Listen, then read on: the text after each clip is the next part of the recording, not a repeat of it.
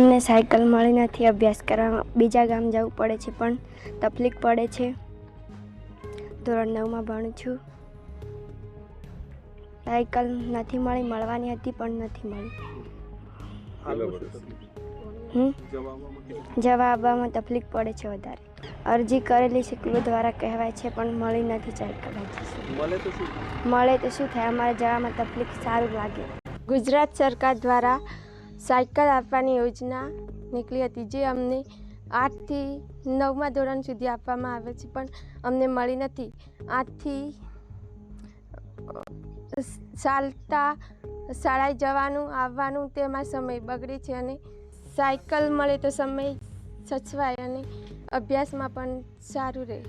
આ જે સાયકલોની સ્કીમ હતી જે એ પ્રિન્ટ મીડિયા, ઇલેક્ટ્રોનિક મીડિયા, જાગૃત નાગરિકો દ્વારા એટલું બધું ચલાવવામાં આવ્યું હતું કે ભાઈ સાયકલો ધૂળ ખાઈ છે અને સાયકલો કાટ ખાઈ ગઈ, સાયકલો ક્યારે વેચવામાં આવશે, 2023ની સાયકલો 2024નું વર્ષ પૂરું થઈ ગયું ત્યાં સુધી સાયકલો આ લોકોએ વેચી નહીં। હમણાં જાણવા મળ્યું કે સાયકલો એ એજન્સીવાળાએ ટ્રેડમાર્ક મારી અને પેલા વાલીઓને પધરાવી દીધી અને ડાયરેક્ટ એજન્સીવાળાએ વાલીઓને કહી દીધું કે ભાઈ તમારે રિપેરિંગ કરાવી દેવાની અને તમારે તૈયાર કરાવી દેવાની।